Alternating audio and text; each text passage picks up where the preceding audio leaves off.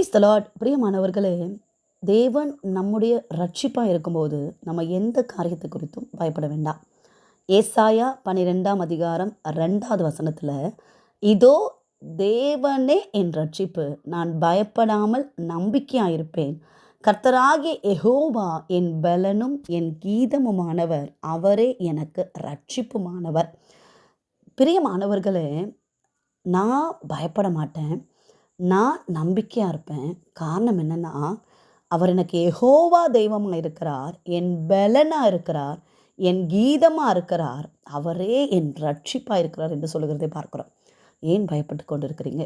ஏன் நம்பிக்கை இழந்து போகிறீர்கள்? அவரே நம்முடைய யெகோவா தேவன். அவர் யெகோவா ஈரே, யெகோவா ஷம்மா, யெகோவா ரூவா, சகலவற்றையும் செய்கிற ஆண்டவர். யெகோவா நிசியாக இருக்கிறார், நம்முடைய பலனாக இருக்கிறார். நீங்கள் பயப்பட வேண்டாம், நம்பிக்கையாக இருங்கள். கர்த்தர் நிச்சயமாக உங்களை நடத்துவார். God bless you. கர்த்தர் தாமே உங்களை ஆசீர்வதிப்பாராக.